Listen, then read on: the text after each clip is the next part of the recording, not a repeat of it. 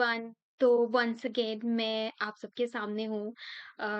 मुझे कुछ चीज़ें शेयर करनी थी कि यूपीएससी की प्रिपरेशन छोड़ने के बाद मेरी लाइफ में क्या-क्या चेंजेस आए हैं, जब से मैं प्राइवेट जॉब कर रही हूँ और क्या-क्या मेरी लाइफ में हुआ, वो सब कुछ मुझे शेयर करना था आप लोगों के साथ। तो here I am and I want to share all of those things with you because मेरे जैसे पता नहीं कितने लोग होंगे जो जानना चाहेंगे कि क्या-क्या चीज़ें होती हैं जब हम यूपीएससी की प्रिपरेशन छोड़ देते हैं। तो जैसा मैंने अपनी पुरानी वीडियो में भी बताया था कि मेरी जर्नी जो थी यूपीएससी की वो इट्स ऑलमोस्ट 5 टू 6 इयर्स और मेरा जो अटेम्प्ट था, जो एज लिमिट थी वो सब कुछ ख़त्म हो चुकी थी और जब मैं लास्ट यूपीएससी की प्रिपरेशन जो मेरा लास्ट गया अटेम्प्ट, ठीक है? उसमें मतलब मेरा ऐसा था कि अब मैं नहीं कर पाऊँगी क्योंकि मैं उसमें प्रीलिम्स क्लियर नहीं कर पाई थी और मैंने वो छोड़ के फिर डिसाइड किया कि मैं प्राइवेट जॉब करूँगी। और तब से लेकर के अब तक मुझे लगभग 2 साल हो चुके हैं और जो मैंने डिसीज़न उस टाइम पे लिया था वो दिन था 29 नवंबर 2021। ठीक है? तो आज का वो जो दिन है वो 2023 चल रहा है, तो लगभग 2 साल हो चुके हैं इस बात को और मेरी लाइफ में क्या-क्या चेंजेज़ आए हैं, मैं वो सब कुछ आप लोगों के साथ शेयर करना चाहूँगी। So stay tuned. So first of all let me just start with the journey. जब मैंने अपनी जर्नी शुरू की थी as a business development executive एक प्राइवेट कंपनी में, जो कि एक आईटी कंपनी है। तो मैं फर्स्ट के जो 6 मंथ्स थे, उसमें तो मतलब बिल्कुल ही शैटर्ड थी कि यार मैं मेरा एक सपना था आईएएस बनने का, वो मैं नहीं पूरा कर पाऊँगी। मुझे बहुत बुरा लगता था। मैं ऑफ़िस जाती तो थी, पूरा 100% भी देती थी, बट मेरे बैक ऑफ़ द माइंड में यही चलता रहता था कि यार मैं अपनी लाइफ़ में कुछ करना चाहती थी, वो मैं नहीं कर पाई। अब क्या? क्या मुझे स्टेट की तरफ जाना चाहिए, स्टेट पीसीएस एग्ज़ाम देना चाहिए? तो मैं सोचती भी थी कि मैं स्टेट पीसीएस की तैयारी करूँ। बट मैं जब भी बुक्स देखती थी तो मैं वापस से उसी ज़ोन में पहुँच जाती थी कि यार मैं फिर से डिप्रेस हो जाऊँगी। तो मैं वो नहीं करना चाहती थी, इसी वज़ह से मैंने खुद को ब्रेक दिया कि नहीं मुझे अभी जॉब ही करनी है, मैं अभी पढ़ाई नहीं करूँगी, मैं किताबों को हाथ नहीं लगाऊँगी। तो जो 2 साल की मेरी जर्नी प्राइवेट जॉब में रही, it was a roller coaster ride. मतलब मुझे बहुत मज़ा आया, मुझे बहुत अच्छा लगा क्योंकि मैंने अपने जो 5-6 साल जो मैंने यूपीएससी की प्रिपरेशन में दिए, वो मेरी जो ज़िंदगी थी, वो बुक्स के अराउंड थी। मेरी पूरी लाइफ़ मतलब कि वो पूरे 6 साल मैं ऐसे बुक्स में ही घिरी हुई होती थी, वही पढ़ती रहती थी, मेरी कोई सोशल लाइफ़ नहीं थी। मुझे कोई ज़्यादा-वादा कपड़ों के बारे में पता नहीं था, ब्रांड्स ब्रांड्स इतना कुछ नॉलेज नहीं था मुझे, ठीक है? और बाहर जैसे कि कंपनीज़ में लोग जाते हैं, बाहर जाते हैं, ठीक है? टाइम स्पेंड करते हैं, जैसे कि पूरा हफ्ता काम करने के बाद उनको वीकेंड में फ्री मिलता है टाइम सैटरडे, संडे, फिर थोड़ा एन्जॉय करते हैं, वो सब कुछ। और फिर वो वहाँ पे जाते हैं, घूमने के लिए जाते हैं अलग-अलग जगह पे, ये सब कुछ मेरी लाइफ़ में नहीं था। तो ऑब्वियसली मेरी लाइफ़ में बुक्स के अलावा कुछ था ही नहीं। तो जब यहाँ पे मैं आई कंपनी में, तो स्टार्टिंग के मंथ्स तो मुझे बहुत बुरे लगते थे क्योंकि मैं वापस से उसी लाइफ़ में घुसना चाहती थी जहाँ से मैं अभी बड़ी मुश्किल से बाहर आई थी। क्योंकि आप ना एक कम्फ़र्ट ज़ोन ढूँढ लेते हो, जिसमें आप इतने टाइम तक रहते हो। फिर आपको भले ही वो बुरा हो, लेकिन आपको वही अच्छा लगने लग जाता है।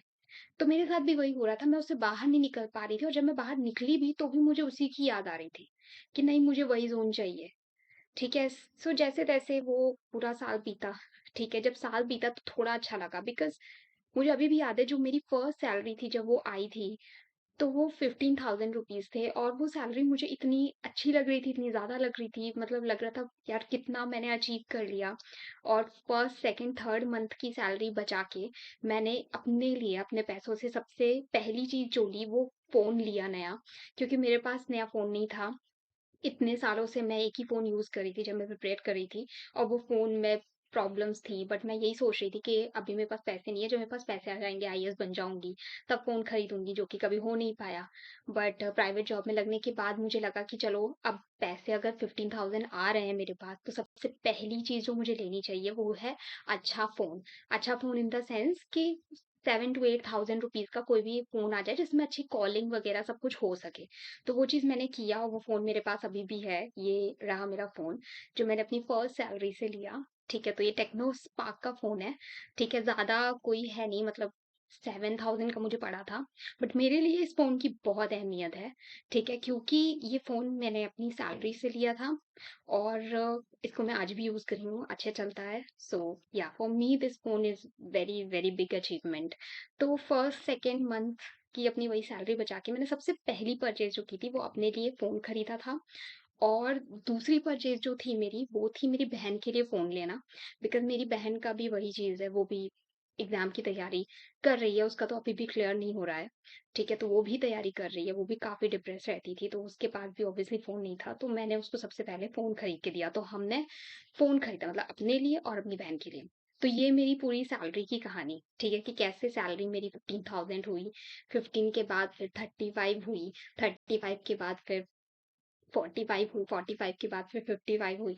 ऐसे-ऐसे करके मतलब जैसे-जैसे आप स्विच करते जाते हो कंपनी को, वैसे-वैसे आपकी सैलरी बढ़ती जाती है। 55 से आपकी 65 होती है, 65 से 75, 85 कुछ लोग 1 लाख में पहुँच जाते हैं सीधे 60 से, ठीक है? तो ये सब होता रहता है। It depends upon your work and आप किस तरीके से नेगोशिएट करते हो एचआर के साथ, वो सब कुछ डिपेंड करता है इस पे। तो ये मेरी पूरी जर्नी है कि कैसे मतलब 15,000 से मैंने शुरुआत की और कैसे मैंने यू नो अपनी लाइफ में एक कदम लिया।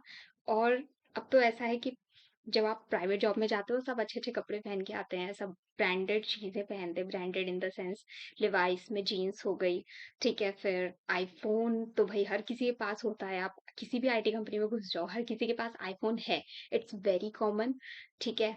और कपड़े सब कुछ ब्रांडेड, प्यूमा के शूज़, ठीक है? फिर नाइकी के कपड़े, तो ये सब चीज़ें देख के मेरी भी आँखें थोड़ी-सी चौंधी आ गई थी कि हाँ यार, कितना मतलब जो भी है they are earning and they are making their life good, because वो अर्न करके अपना स्पेंड कर रहे हैं which is a good thing जो कि मैंने कभी नहीं किया था। तो मुझे भी अब ये सारी चीज़ें अच्छी लगने लग गईं। और फिर ट्रिप जाता था, ट्रिप में सारे के सारे जितने भी एम्प्लॉइज़ हैं वो जाते हैं, हिमालय चले गए या फिर उत्तराखंड या फिर किसी और जगह, ताकि माइंड थोड़ा-सा फ्रेश हो जाए। तो ये पूरा का पूरा जो एक पूरा एक चिल आउट माहौल है, एक कंपनी में होता है, तो I was really liking it and अभी भी मैं कंपनी में हूँ, तो I am really liking it. So वो सारी चीज़ें मैंने मिस की ऑब्वियसली। अगर यूपीएससी प्रिपरेशन में इतना सारा टाइम ना दिया होता, तो शायद वो सारी चीज़ें मैं पहले ही कर लेती और शायद मेरी अब तक मैरिज भी हो जाती। जो कि मेरी अभी नहीं हुई है बिकॉज़ ऑब्वियसली जब आप मतलब कि ऑब्वियसली मेरा एज लिमिट खत्म हो गया था। So I am already 32 crossed. So obviously अभी तक मेरी मैरिज नहीं हुई है जो कि सब देख रहे हैं। घर वाले भी आपको 30 तक बोलते हैं, उसके बाद वो भी आपको नहीं बोलेंगे। तो ये चीज़ें होती हैं, अभी तो प्रेशर आपके ऊपर रहता है शादी का, बट आप उनको यही बोलोगे मतलब मैंने तो मुझे भी बोलते हैं शादी के लिए, बट मैंने तो अभी अपनी जर्नी की शुरुआत की है। मतलब फाइनेंशियली मैं अभी भी उतनी स्टेबल नहीं हूँ, 2 साल ही हुए मुझे जॉब करते हुए। सो जब तक मैं फाइनेंशियली स्टेबल ना हो जाऊँ, मैं शादी के बारे में कैसे सोच सकती हूँ? ठीक है, सो वो सारी चीज़ें होती हैं। तो मैं बस ये शेयर करना चाहती हूँ आप सबके साथ कि मेरे जैसे पता नहीं कितने लोग होंगे जो आईएएस की प्रिपरेशन कर रहे हैं। और कोई भी आप किसी से भी पूछ लो, आपको यूट्यूब पे कोई ऐसे गाइडेंस नहीं देगा जो मैं दे रही हूँ, ठीक है? इन द सेंस कि मैं आपको ये बता रही हूँ, आप भी थी। हर कोई सक्सेसफुल लोगों की इंटरव्यू सुनता है, जिसमें वो बताते हैं कि मैंने ये पढ़ा, आप भी ये पढ़ो, आप क्लियर कर लोगे, ठीक है? बट क्लियर करने वाले लोग ज़्यादा से ज़्यादा कितने होते हैं? 800, 900, दैट्स इट। क्योंकि वैकेंसी उतनी निकलती है। तो फेल होने वाले बहुत ज़्यादा मतलब मेरे जैसे बहुत सारे लोग हैं, जो क्वालीफाई नहीं कर पाते। तो मैं उनको बस ये वीडियो बनाने का मकसद मेरा ये है कि मैं उन्हें ये बताना चाहती हूँ कि आप लोग कुछ और भी कर सकते हैं, जैसे मैंने किया। क्योंकि मैं अभी भी इस चीज़ को मानती हूँ कि यार बहुत बुरी हालत हो जाती है। मैं अभी भी 2021 के बारे में सोचूं तो मेरी आंखों में आंसू आ जाएंगे क्योंकि that was not easy for me. उस चीज से बाहर निकलना it was way too difficult to be very honest and I don't want anyone to suffer like that, believe me. And मैं अभी भी थोड़ा तो हो गई हूँ, I am really sorry, but the thing is I don't want anyone to suffer like that. क्योंकि ऐसा होता है, आप खुद ही सोचो, आपने जिसके लिए सपना देखा, आपने 6 साल उसके लिए जिया, आपने कितने यूट्यूब में वीडियोस देखे आईएएस ऑफिसर कि मुझे ये बनना है, और वो चीज़ जब आपको नहीं मिलती है, it hurts like anything in the world. मतलब उस चीज़ को उस इंसान के अलावा और कोई नहीं समझ सकता। आपके पेरेंट्स उस चीज़ को महसूस कर सकते हैं, लेकिन जो आप पर बीत रही होगी ना, वो कोई नहीं समझ सकता। सो मैं तो यही वीडियो बनाने का मकसद है मेरा कि guys, please please please IAS की प्रिपरेशन करो। ठीक है, मैं मना नहीं करूंगी, बट बट 1-2 साल प्रिपेयर करने के बाद प्राइवेट जॉब करना शुरू कर दो। साइड बाय साइड, अगर आपको इतना ही पैशनेट हो आईएएस के लिए बनना है, तो साइड बाय साइड प्रिपेयर करो, क्योंकि 1-2 साल में तो आप उतना पढ़ ही चुके होगे ना, फिर तो आपको रिवाइज करना होगा। तो प्राइवेट जॉब के साथ साथ रिवीजन करते रहो, बट डू प्राइवेट जॉब ताकि आप फाइनेंशियली इंडिपेंडेंट हो जाओ। That's what my purpose is. एक बार जब हम फाइनेंशियली इंडिपेंडेंट हो जाते हैं, तब फिर आप कुछ भी खरीद सकते हो। मतलब आपको कोई टेस्ट सीरीज लेनी हो, कुछ अच्छा कपड़ा खरीदना हो, आप बहुत ज़्यादा परेशान हो गए हो इसकी प्रिपरेशन कर करके, आपको थोड़ा सा ब्रेक लेना है, कहीं घूमने जाना है, तो आप घूमने जा सकते हो। अमीरों के बच्चे ये सब कुछ अफोर्ड कर लेते हैं, ठीक है, क्योंकि जिनके पेरेंट्स अच्छा कमा रहे हैं वो लोग आराम से अगर वो नहीं भी कमा रहे, उनका ये एग्जाम नहीं भी निकल रहा है, तो वो आराम से चले जाते हैं कुछ टाइम प्रिपेयर करने के बाद किसी हिमालय में यू नो ट्रैवल करने के लिए। बट जो हमारे जैसे मिडिल क्लास हैं, ठीक है, वो इतना एफर्ट नहीं कर पाएंगे कि वो बाहर जाएं और इंजॉय करें, और बाहर से इंजॉय करके फिर वापस पढ़ने बैठ जाएं। जब मैं अपनी बात करूं तो मेरे पास इतने ही होते थे कि मैं गिन गिन के सेव कर करके उससे टेस्ट सीरीज खरीद सकूं, उतने ही पैसे मेरे पास होते थे। मेरे पास इतने पैसे नहीं होते थे कि मैं जाऊं और जाकर के ट्रैवल करूं, वापस से फिर पढ़ाई करूं, क्योंकि हाँ, मैं ट्रैवल करके आ गई। So it depends. मतलब मेजोरिटी ऑफ द स्टूडेंट्स को मैं जिनसे कम्युनिकेट कर रही हूँ, मैं उन्हीं लोगों से कम्युनिकेट कर रही हूँ मेरे हिसाब से, जो लोग इतना एफर्ट नहीं कर सकते, इतना स्पेंड नहीं कर सकते, जो सिर्फ इसलिए पढ़ रहे हैं ताकि वो आईएएस बन जाए एंड उनकी फाइनेंशियल कंडीशन अच्छी हो जाए ऑब्वियसली एक जॉब के बाद। तो आप लोग अगर उनमें से एक हैं, तो मैं आपको यही बोलूंगी कि सिर्फ इसी में ही मत घुसे रहो, बाहर निकलो और जॉब करो। जॉब करने के बाद थोड़ा सा आप जब फाइनेंशियली इंडिपेंडेंट होगे ना, बाहर घूमोगे, यहाँ जाओगे वहां जाओगे, थोड़ा सा माइंड को सुकून दोगे, तो शायद आपका आईएएस का एग्जाम भी निकल जाए। क्या पता अगर मैं प्राइवेट जॉब साथ में करती तो मैं आईएएस का एग्जाम निकाल लेती।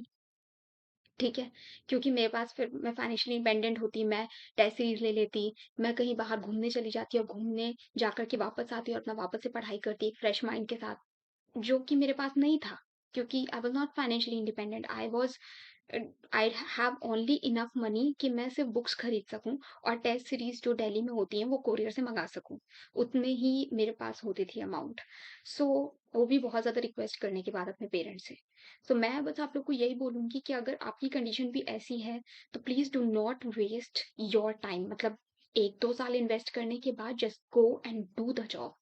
प्राइवेट जॉब करो, साथ साथ पढ़ाई भी करो, फाइनेंशियली इंडिपेंडेंट हो जाओ, अपनी फैमिली को सिक्योर करो। जैसे कि मैं हूँ, आज मैं फाइनेंशियली इंडिपेंडेंट हूँ, तो मैं अपने फैमिली को संभाल पा रही हूँ फाइनेंशियली। ठीक है, तो वो होना बहुत ज़रूरी है। तो मेरा यही है आप लोगों से मकसद। आई होप कि अगर किसी एक को भी इस चीज़ से फ़ायदा हो रहा है ना, तो मेरे लिए बहुत बड़ी बात है। मैं सच बता रही हूँ आप लोगों से, मेरे लिए उससे बड़ी बात और कुछ नहीं हो सकती। So thank you so much guys.